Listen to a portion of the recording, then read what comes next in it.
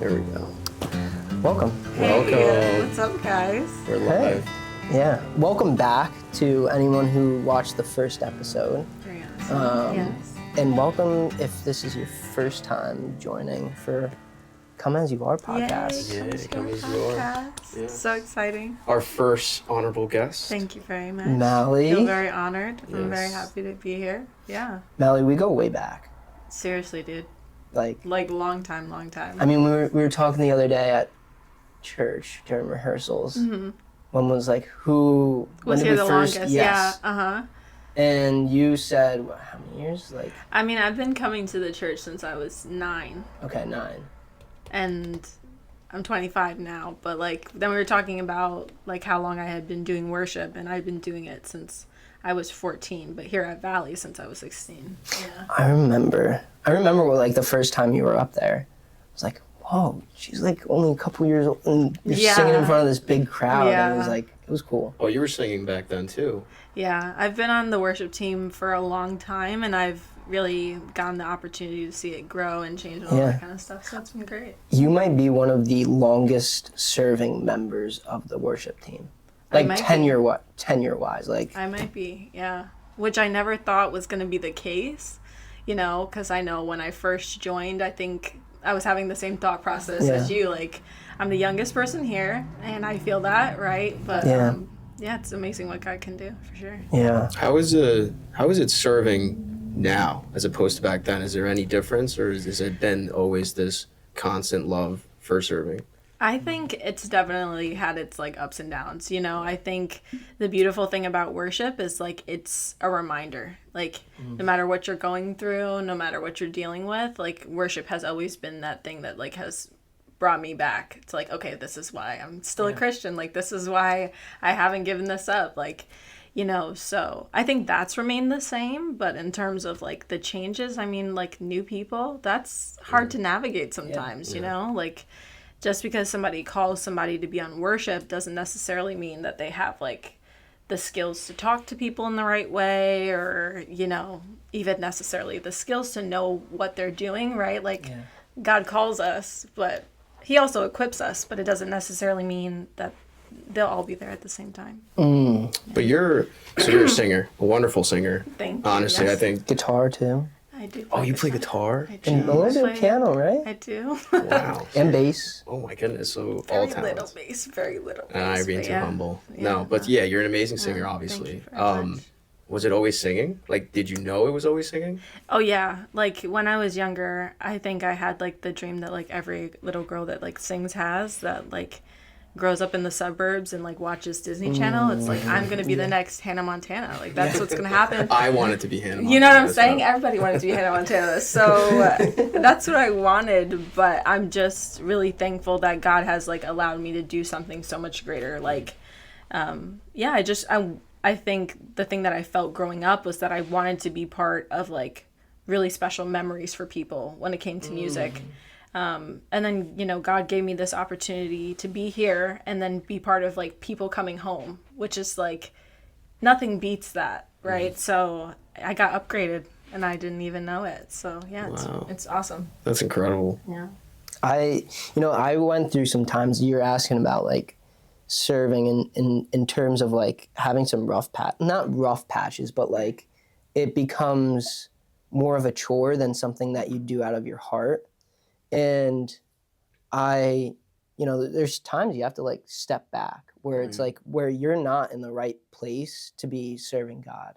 And I think it was, so the first time I ever started serving here on the worship team, I was in high school and I was playing, and it was just I didn't know, I didn't have the skills or the talents to feel comfortable up there. I feel I was there when I remember you playing. And it was a stretch for me. Every time I would come, I felt good to be using, something that God gave me for him, but at the same time I felt out of place, and I felt this anxiety, and I didn't feel peace about it.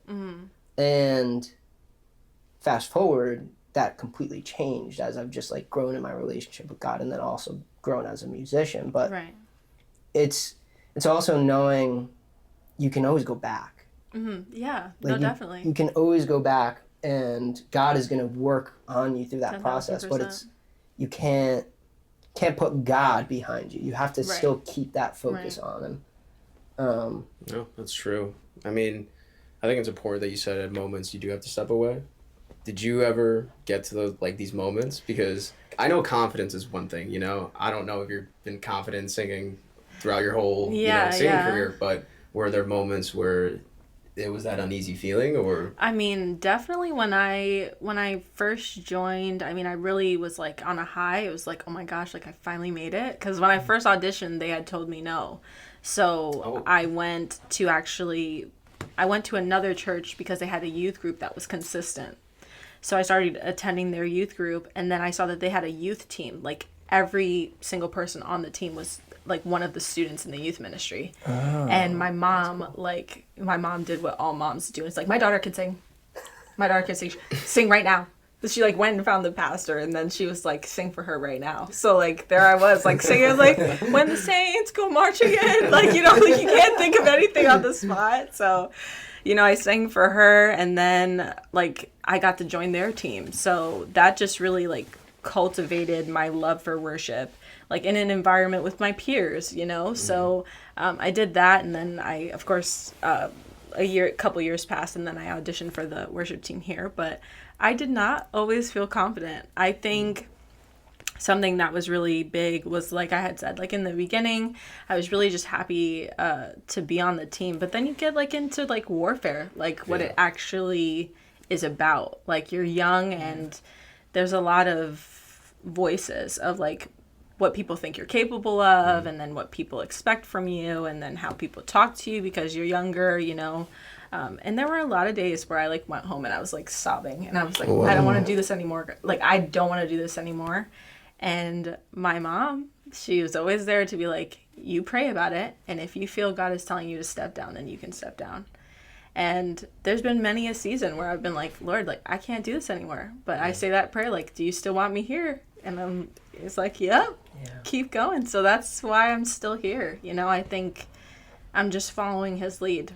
I'm just following his lead for sure. It says a lot. It says a lot. Also, good credit to your mom. Like that's literally. That's like some of the best advice like my parents have given me is that same exact thing. Like pray about it, like, and don't just pray about it because like it's gonna get you what you want. Pray about it with an open mind and really try to hear what God is calling you to do, because you may not want to come back here. But if God is still calling you to come back, it's like... Right. And you don't want to, like, lie on God. Yeah. That was the thing. That's the thing that used to get me, because I was like, I know I don't want to keep going, but, like, I can't genuinely tell my mom, like, yeah, God told me, because I knew I would have to answer to him for that. So I was like, oh, man. like, so just all food for thought. That prayer, too, it's like, God, if this is not, like, meant to be, like, it's not meant to be, like, that, we've had prayers like that in our personal lives that have just 10,000% completely changed my life. Just from praying like, God, if this is not meant to be, like it's that submission to him. And it's hard. I mean, the submission is, it's cool because including Jesus in your life, it's in every moment, right? So even that reassurance, even that clarity, even like, hey, exactly what you're doing. But so many people find that it's hard to come to that. It's hard to really include God in legitimately everything, because you're just speaking out pretty much into the universe, right? For some people, it's like, oh, I'm not talking to someone face to face, right? Like God can't directly give us advice face to face.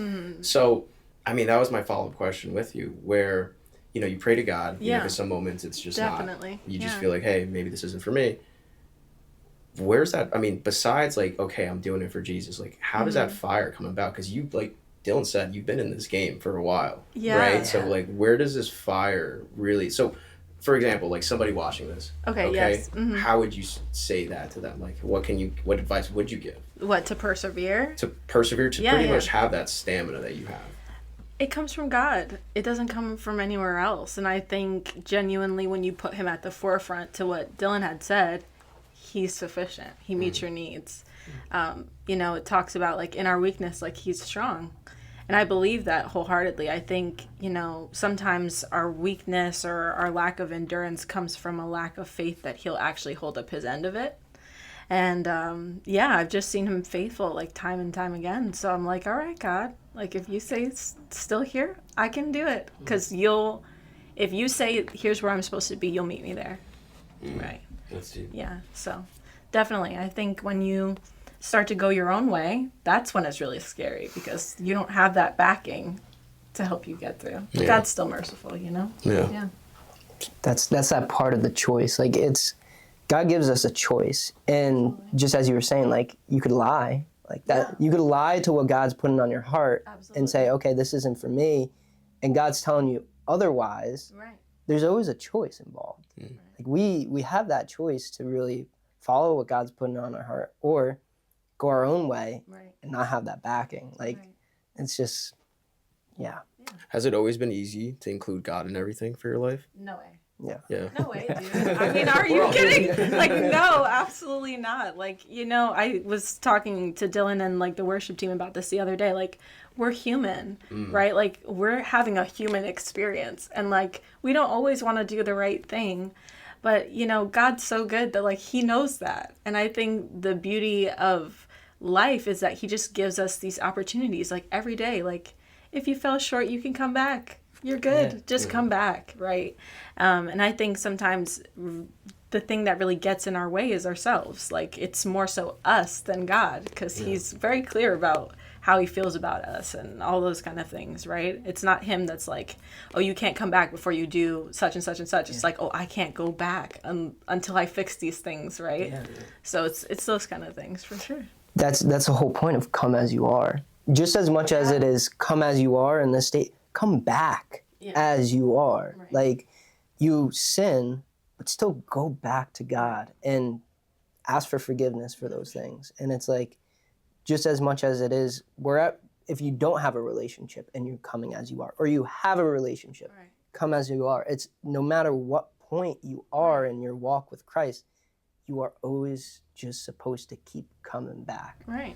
And be authentic about it. Yeah. I think like that's where God can do his best work, right? Like, if you're frustrated, if you're upset, if you're disappointed, be honest about it, because he can meet you there. But if you pretend, there's a lot less that he can really do, because you're not surrendering, right? And being honest about that. So no, it's beautiful, honestly. And I think it's something, you know, walking with Christ and growing in the faith, that I have noticed that too, where I've loved always praying to God. You know, I'm always a yapper. I tell him, like, we can talk, man, you know, hence the podcast. But I feel like there's two things that reminds me of. So King David's prayers were always extreme, you know, like he would even, some of his prayers, like I think it was Psalm 73, maybe, like, I don't know, don't quote me on that too much, but he had those prayers where they were really serious. He would want to curse his enemies. He was bringing it all to God, you know, and he had that very intimate relationship with him. And I think that's one way of looking at it, where even that anger that you would think like, oh, you know, God doesn't want to hear that. Like, you know, you talk about warfare, like, we're going to get pissed off. You know? Like, things are going to annoy us. Things are going to upset us. And even like Jesus, you know, in the garden, right before, you know, his crucifixion, he had anxiety going on. You know, he had a very human experience in that process, and he just said, God, if it's your will, you know, like, let it be your will, right? And like, I think it's beautiful you guys do point that out, that God has to be at the center of it. Right. But I guess transitioning to that, do you deal with anxiety and these kind of things that human people deal with? Are you human? Yeah, am I? I don't know. Yeah, no. No, definitely. I feel anxiety, but I think my main thing that I try and be mindful of is like the way that I express that. Like, I don't say that I have anxiety. Like, I don't like to like claim it as like a token that like I carry around with me. I have anxious moments. I mean, that's normal, right? God gave us the full spectrum of emotions, and I feel like it's important to acknowledge all of them, right? Yeah. But yeah, 10,000%. I mean, I have stage fright. Like, people don't believe it, but like every time I go up to like worship, like, I'm definitely nervous, but I pray. Wow. That's the power of prayer. I'm telling you right now. Every time I go up, I'm nervous, as if it was the first time. And I pray, and I'm like, I recite my verse, which is 2 Timothy chapter 1, verse 7. For the Lord has not given us a spirit of fear, but one of power, love, and a sound mind. I recite that to myself. Wow. And then I'm like, all right, God, it's just you and me. I always just say that right before I go, it's just you and me. And I think, like, when it pertains to worship, I think if that's your mindset, like, people are blessed because then they get to just, that relationship that you're having with God, like, they get to also have that relationship with him, right? Like, then I think people can feel how authentic the worship really is because it's genuine. Yeah. Like, I'm singing for him. I'm not singing for the people that are hearing it, you know? And that also helps with anxiety because it doesn't matter how I sound. He's just happy that I'm doing it. So, yeah. Yeah. But I feel anxiety 10,000%. Yeah, Yes. I was gonna say maybe I do care how you sound. you know. You're bombing, I'd be like, man, like, maybe this isn't for you. You know what I mean? I can understand that. Yeah. There's a good reason why I don't sing. And she keeps like, oh, Dylan. I know that Dylan can sing, and he's just like secretly hiding it away, but it's fine. He can. No, I know. He definitely can. Come on. I know you can sing. I can't. But it's all right. But it's fine, yeah. Listen, like I think the biggest thing is, as you were just saying, is just like it's all like if your mindset is always this is for God, and I kind of want to go back to one of the point of the battle and the spiritual battle. There is this thing, and it's for me it's a struggle because you are in front of people. It's like you want to do your best because of a selfish reason. You want to sound good, but if that's your mentality, you're in the wrong because you want it all to be aimed towards God. God, I want to do my best for you, not for anyone else in the audience or whoever's sitting out there. This is all for you. And that's like one of the biggest spiritual battles that I face is, okay, if I'm going to go, even in this setting, like in this podcast setting, like everything that we say, it's not to make myself sound good.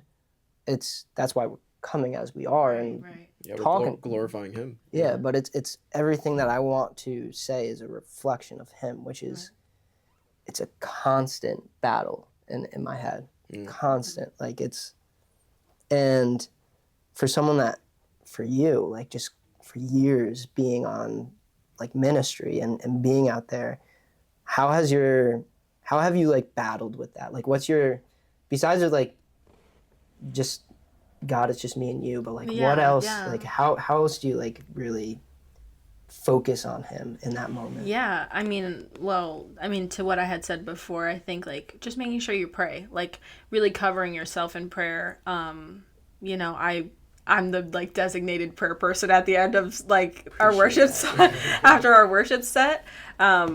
But I've just really learned how to like intercede because I do believe that God hears our prayers, and I believe that wholeheartedly.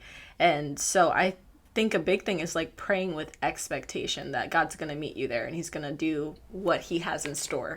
Whether that's like you mess up a note or not, maybe that's what he wanted that morning because somebody was like, oh, thank God they're not perfect.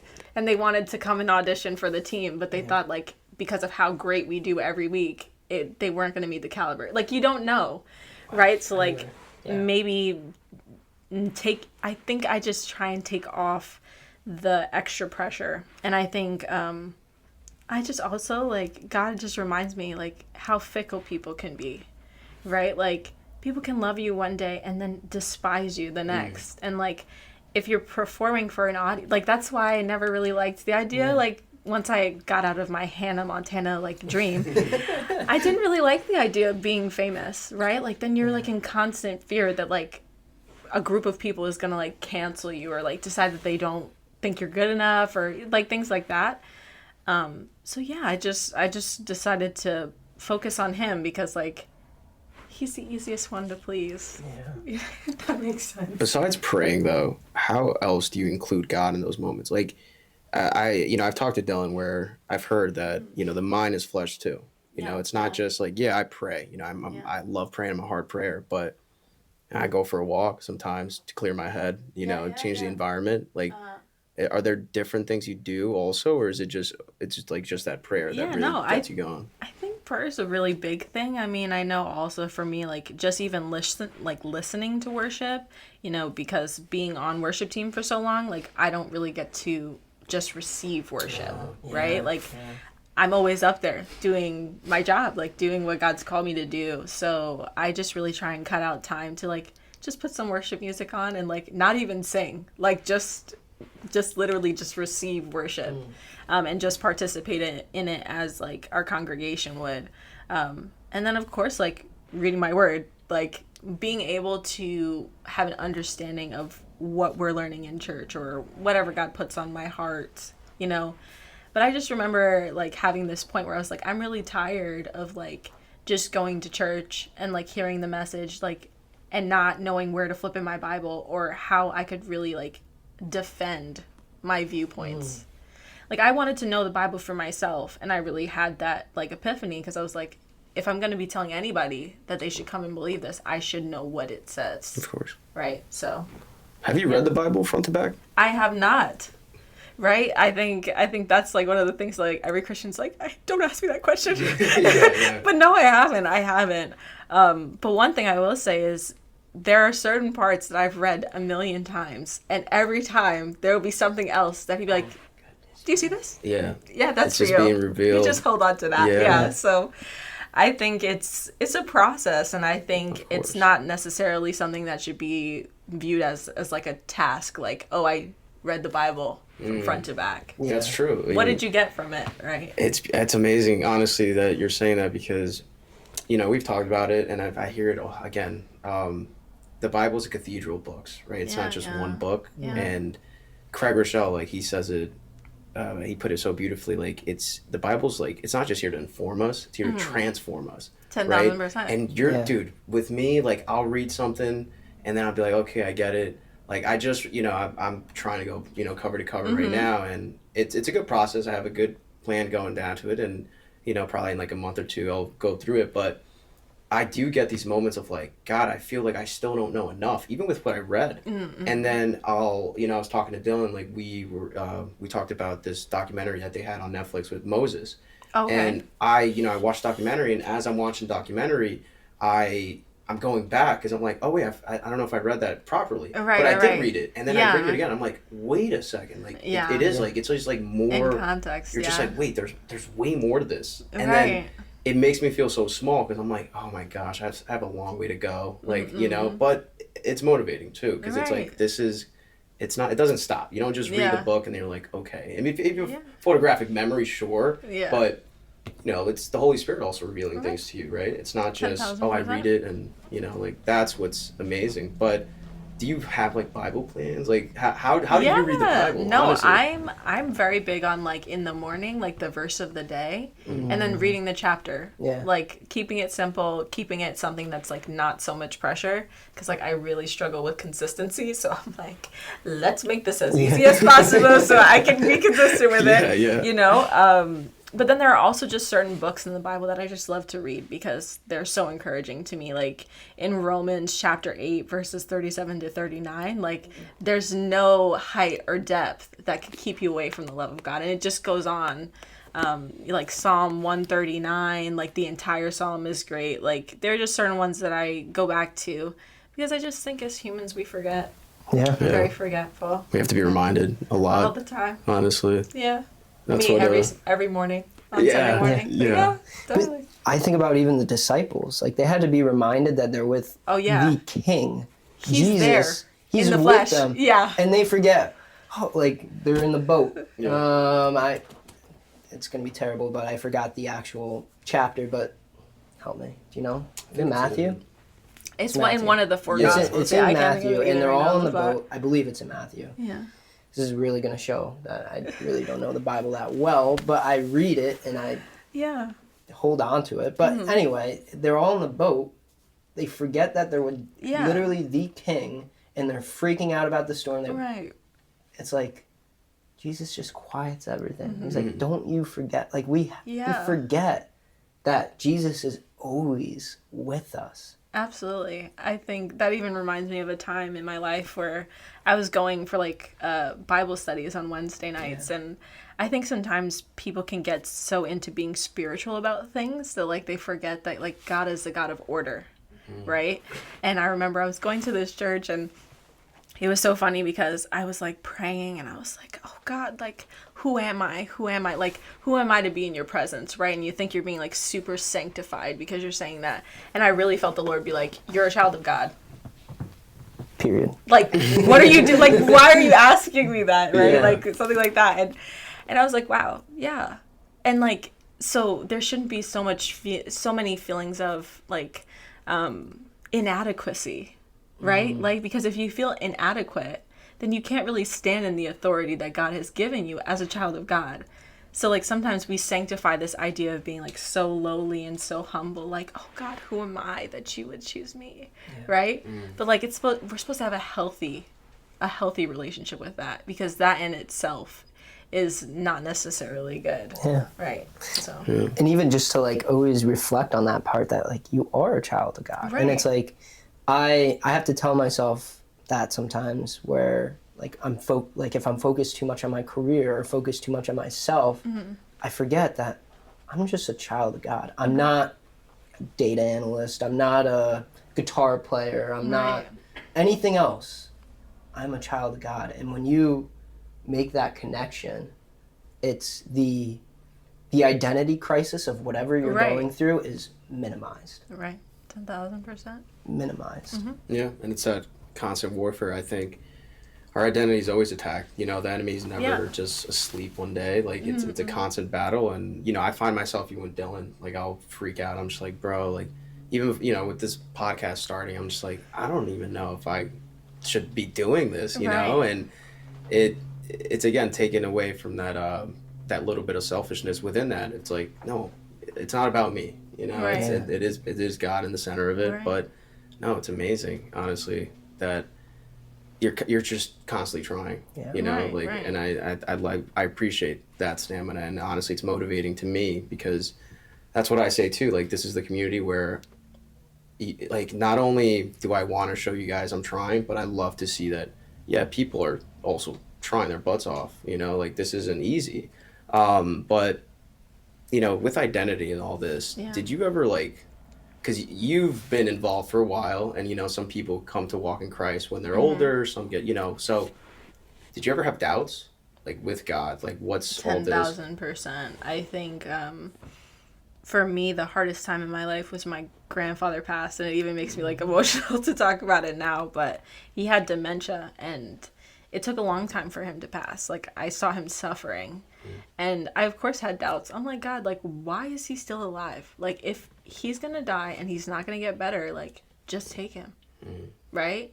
But even in that time, like, when he was there, I felt so strongly that, like, God was using it. Like, I got to know my grandpa's story. I got to know, like, he was the reason why my family is in the United States. Like, he's the reason why, like, my mom is a nurse, and, like, all these things wouldn't have happened if he hadn't been here. I wouldn't have known that about him.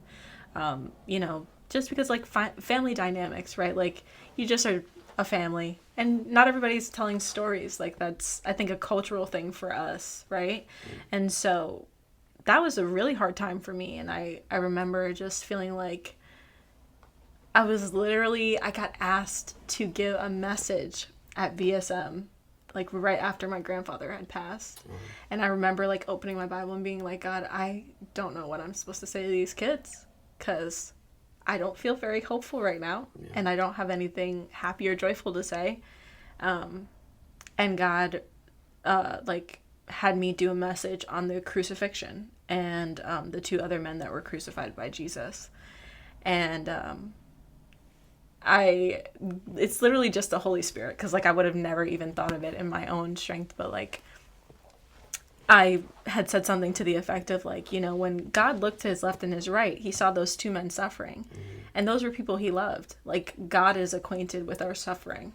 He knows what it's like to watch someone that you love suffer. And that was what really, like, again, brought me back. Like, he always did that. Like, whenever I would go through something, like, relationally or with my friends, like, he would always bring me back. And I remember, like, in the heights of, like, my fervent praying, and when I felt super strong about my relationship with God, I'd be like, God, don't let me go. Because I know that there are going to be times where I'm going to want to walk away. Don't let me go. Like, I remember praying that. And he was faithful. That's amazing. That's amazing. I do have a question on that. Like, is there other, like, zooming in on that time where, you know, you're trying to come up with a message to talk to these kids, like, how have there been times where you just didn't know? Like, what I'm trying to get to is he equips the unequipped. 10,000%. When's a time where you're like, I felt unequipped? Unequipped, and then he's like, here you go. And you're like, whoa. Oh my goodness. I mean, I would say like literally through my whole time being on worship. I mean, I went from being the youngest member on the team to like now I'm the worship leader. Like, how do you feel equipped? Like, you can look back at all the years you've had and things like that and maybe feel a little more equipped because of that. But like, you never know, right? And there was a season in our church where like we had 2 worship leaders that were with us and they both stepped down. And then I was just supposed to be a support to them. I was just supposed to be an intern. And then it was like, there you go. You got it. You're doing a great job. I'm like, what am I doing? I don't know what I'm doing. Please somebody tell me what I'm doing, you know? I felt the most unequipped then. And God was faithful. Yeah. That's what I'm saying. Like, when you remember his faithfulness, that's what gets you through the times where you're like, God, I don't know how we're going to do on the other side of this. It's like, remember last time and the time before that, we're going to be okay. Yeah. And at the same time, it's like as there's this spiritual battle going on, and this is what's so hard about it. It's like you can remember God equips the unequipped all the time. 10,000%. But the enemy at the same time is like speaking in the back of your mind, you're not ready for this. You're not good enough for this. Right. You don't deserve this. And it's like that's the battle. Right, like, right. I'm not worthy right. of this, but God is saying, you are, and I have given you this. Now, do what you can to the best because I know you can do this. Right, and I think that all comes back to identity. Yeah. Right? Like, if you know who you are in Christ, you know that no matter what comes, it's going to be okay because you're a child of God, right? And I think that's where a lot of people struggle in the world. They don't know their identity. That's why they're looking in relationships. That's why they're looking in like the things that they do. They're finding their identity in their job and their relationships because they don't know who they are, right? And until like you know who you are, you can't really live your purpose, right? So I think that's a big reason why we see like so much confusion with identity in this time, because if the enemy can steal your identity, like you'll never be able to actually fulfill the call that God has on your life. Yeah. Especially social media too. Like, social media is saying everything of like, oh, you should do this, you should be this, you should, you know, buy this thing, and it's like all this stuff is just getting thrown at you. Should, and you're like, oh, overwhelming. It's just like overload of all these different things of just what the world expects you to be. 10,000%. And I think that's one of the biggest problems as humans that we face is just we don't, instead of listening to God and saying you are good enough for where you are right now, or just finding you feel lost, finding it in Jesus, finding your life in Jesus, finding your purpose in him. And for sometimes that, for some people that takes years. But if your identity is always just, I'm a child of God, and you just open yourself to the possibilities of what he can do, you're just endless. No, Steve Konecki, he makes that point that especially with our generation, and everyone's trying to fill a God-shaped hole, right? With different things, you know, and it's not God, it's relationships and other stuff, and I've been guilty of it. You know, I've been in the world, and it's never ending. You're never satisfied, and it's true when God says, hey, come to me, you will be satisfied. You know, those hunger and thirst for righteousness, they will. So it's a lot, man, to honestly have that process in you and saying like, it's all dandy. Like, no, God's got me, because no, it's a constant day-to-day. Identity's going to be taunted with day-to-day, and that's where, I find that to be the hardest thing for me, you know, and then you got to remember, you're right. I'm a child of God, you know, and just period. Literally, like you said, just period, just that. Being rooted in that, right? No, absolutely. I don't know. Well, I think this is a good place to pause. Yeah. Let our cameras kind of cool down. But Man, I'm excited to get back into this. Me too. Awesome. Me too. I'm excited to get back into this. All right, cool. Yeah. Let's cut it. How's it going, Kaya listeners? We hope you guys are enjoying this first part of this episode this season, and we're dropping new episodes every Monday and Wednesday for you guys. If you haven't already, please like, subscribe, and share. You can find us on Instagram at Kaya_pod, where you can find the links to our Spotify and Apple Podcasts. Before we go, we'd like to leave you with a blessing from the book of Numbers. May the Lord bless you and keep you. May the Lord make his face shine upon you and be gracious unto you. May the Lord lift up his countenance upon you and give you peace. Thank you so much for listening, Kaya listeners, and we'll see you in the next episode. Thank you guys.